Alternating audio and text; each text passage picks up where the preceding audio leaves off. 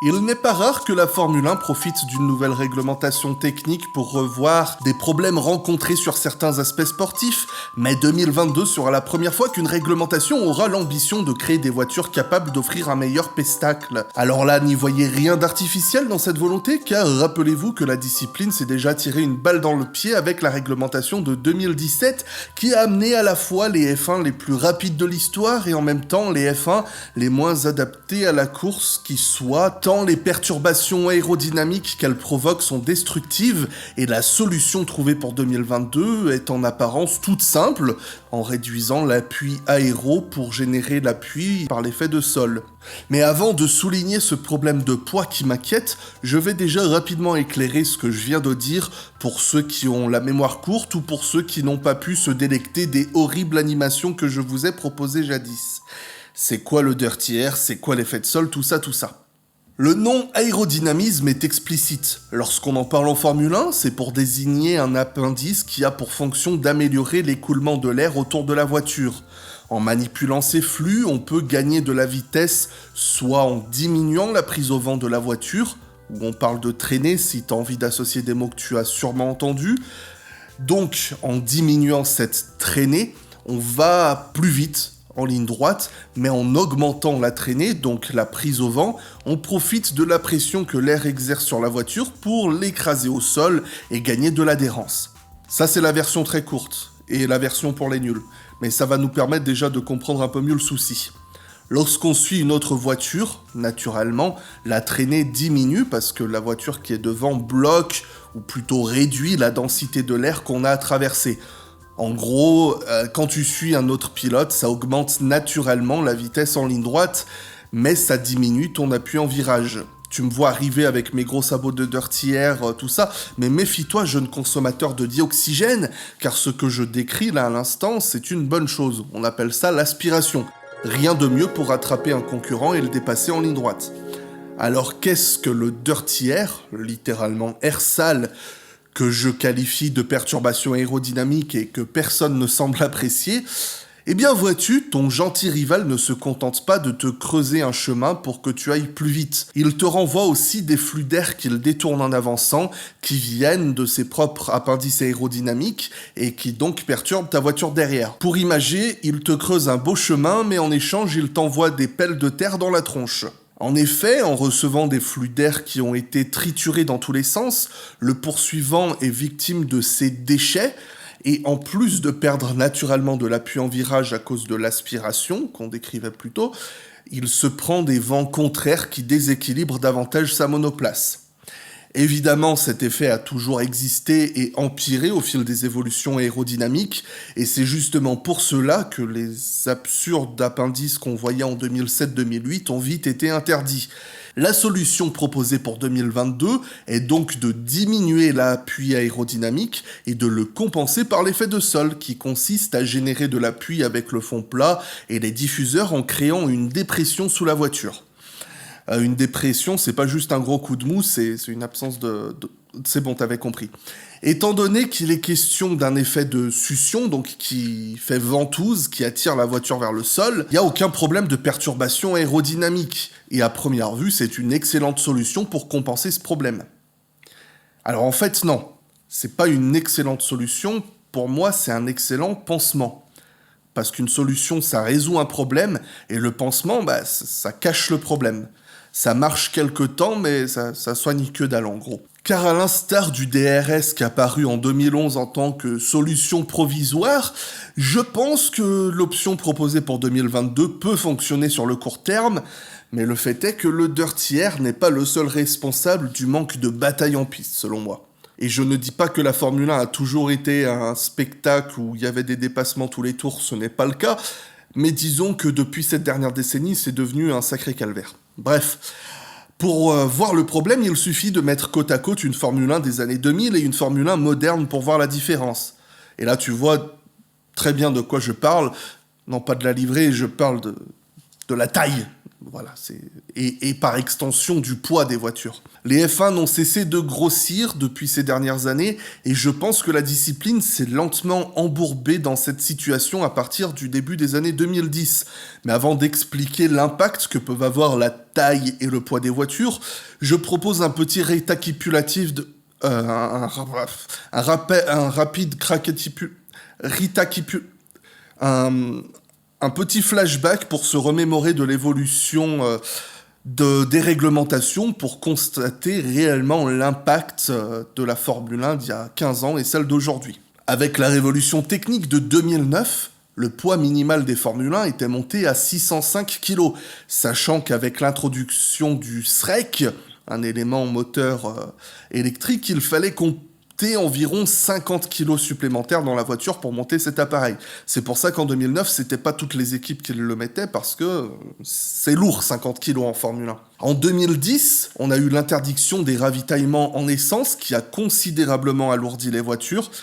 Déjà parce qu'il fallait un plus gros réservoir, mais aussi qu'il les ralentissait en début de course parce qu'elles partaient avec beaucoup plus d'essence. En général, il fallait compter à peu près 40 kg d'essence entre chaque ravitaillement à l'époque où on pouvait ravitailler pendant la course.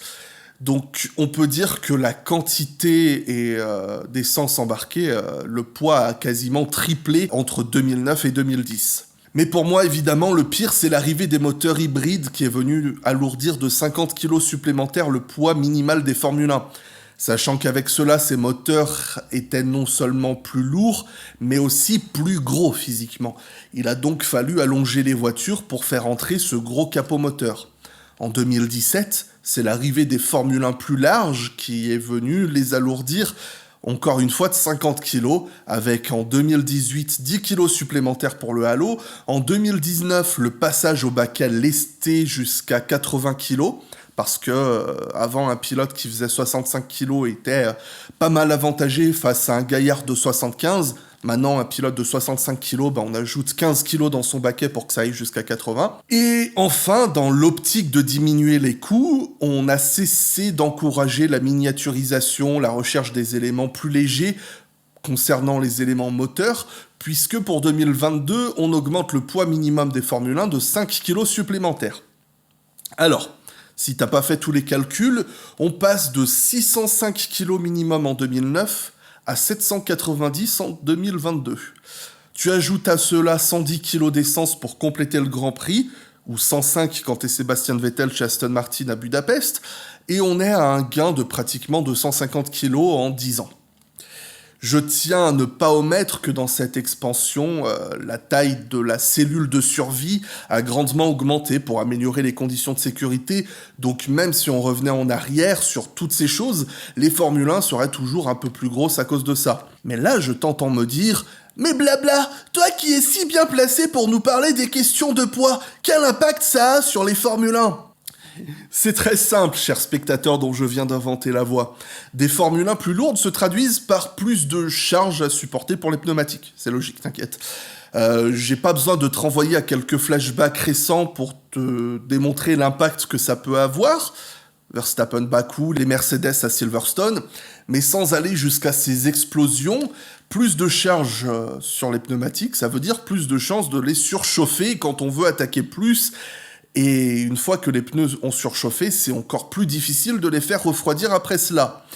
Des F1 plus lourdes et plus grosses sont en toute logique moins agiles, elles permettent moins de changements de direction, donc diminuent les chances d'échanger des trajectoires avec un concurrent, et si je dois me placer en tant que pestacteur, parce que je ne suis qu'un pestacteur, spectateur, je trouve ça bien moins excitant à regarder. Il suffit de voir Daniel Ricciardo, enfin là je prends un exemple totalement aléatoire, qui était incroyable lorsqu'il s'agissait de dépasser en jouant sur les changements de trajectoire, les freinages tardifs. Disons que ce n'est pas une approche qui est vraiment récompensée sur ces voitures modernes. Et pour ce qui est de l'impact de la longueur des voitures, je vous invite à revenir quelques années en arrière. Au début de l'ère hybride, Mercedes a toujours eu une des voitures les plus longues simplement parce qu'ils préfèrent allonger leur voiture pour faire rentrer leur moteur.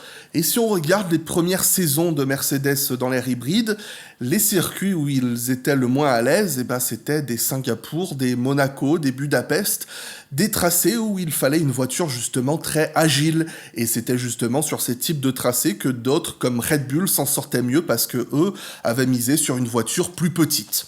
Ces Formule 1 sont plus rapides que jamais, certes, mais elles ont l'air stables, fixées au sol, et elles ne font aucunement briller le pilotage de celui qui est derrière le volant. Encore 10 ans plus tôt, nous voyions ces petites machines danser avec aisance, tout en semblant incroyablement difficiles à prédire.